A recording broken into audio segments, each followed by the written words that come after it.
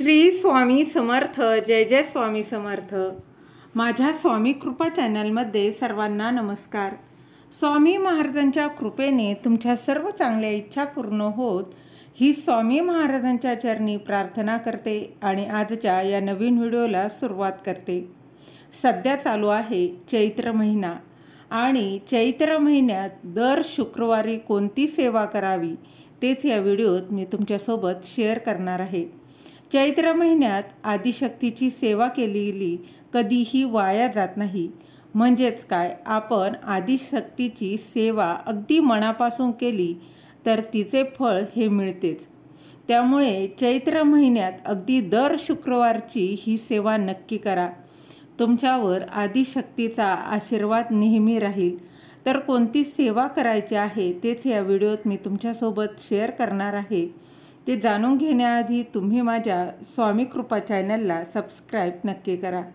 अगदी बघा, गुढीपाडव्यापासून चैत्र महिन्याला सुरुवात झाली आहे. तर नवीन वर्षात तुम्ही अनेक व्रत वैकल्य करू शकता. जसं की वैभव लक्ष्मीचं व्रत असेल, पशुपती व्रत असेल, अनेक व्रत वैकल्यांना मराठी ह्या नवीन वर्षाला सुरुवात करू शकता. अर्थात काय, तर कुठल्याही धार्मिक कामाला सुरुवात करू शकता.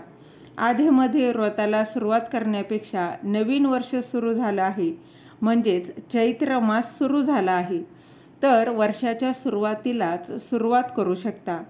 वैभव लक्ष्मीचं व्रत, कुलदेवीच्या नावाने मंगळवार उपवास किंवा शुक्रवार करायचे असतील तर तुम्ही या चैत्र महिन्यापासून नक्कीच करू शकता.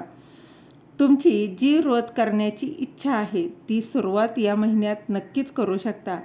तर चैत्रातील शुक्रवारी सेवा किंवा उपाय करायचा आहे तर तोच या व्हिडिओत मी तुम्हाला सांगणार आहे.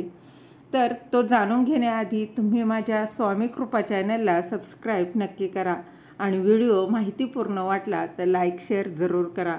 तर तुमच्या देवघरात अजूनही जर मंगल कलशाची स्थापना केली नसेल तर अगदी कोणत्याही शुक्रवारी, चैत्र महिना चालू आहे तर तुमच्या बघा कुलदेवीच्या नावाने मंगल कलश नक्की स्थापन करू शकता.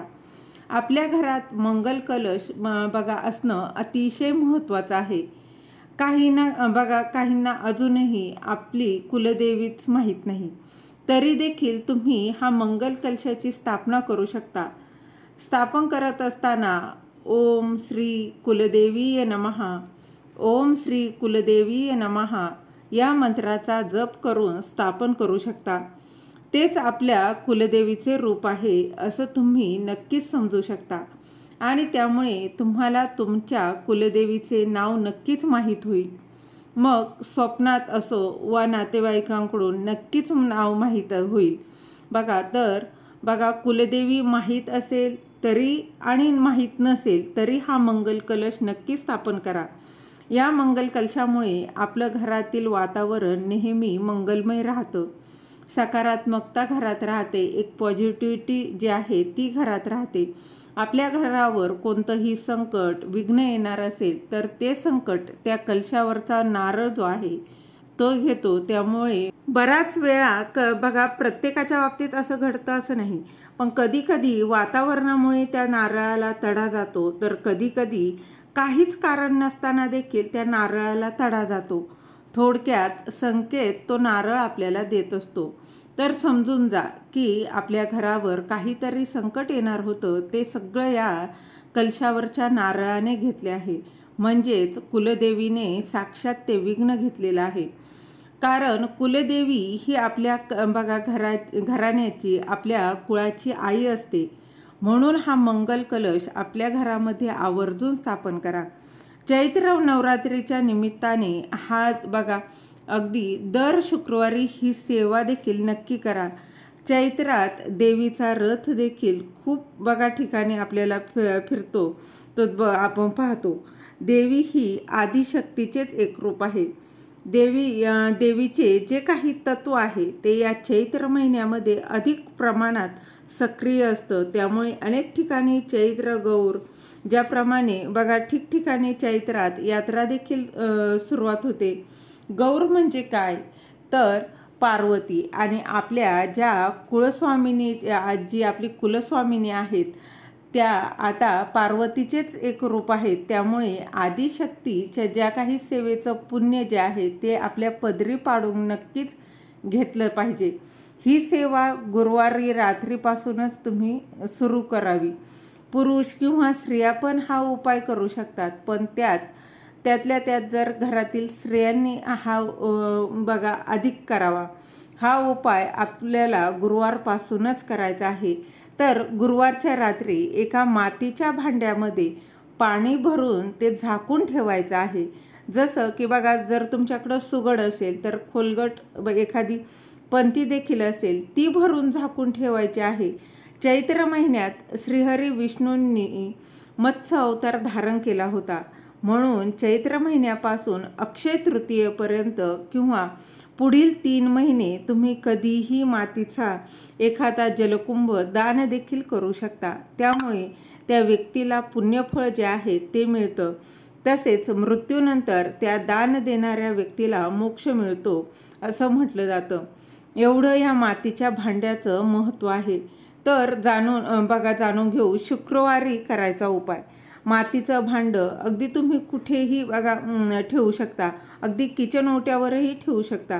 दुसऱ्या दिवशी शुक्रवारी सकाळी आंघोळ वगैरे सगळं आटोपल्यानंतर त्यानंतर देवपूजा करताना त्या मातीच्या भांड्यातील पाणी देवघरातील शिवलिंगाला अभिषेक करताना वापरायचं आहे.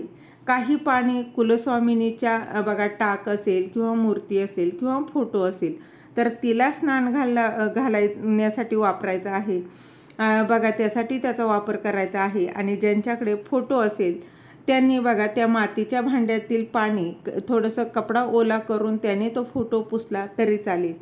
त्याचबरोबर शंकराची जर तुमच्या देवघरात पिंड नसेल तर खंडोबाच्या टाकासाठी देखील तुम्ही हे मातीच्या भांड्यातील पाणी जे आहे ते वापरू शकता. त्याचबरोबर बघा दर शुक्रवारी तेच भांडं वापरलं तरी चालेल.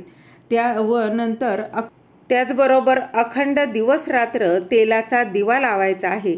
देवीची पूजा करताना या देवी सर्वभूतेषु बघा ही जी प्रार्थना आहे ती बोलायची आहे. यानंतर नैवेद्य ठेवायचा आहे.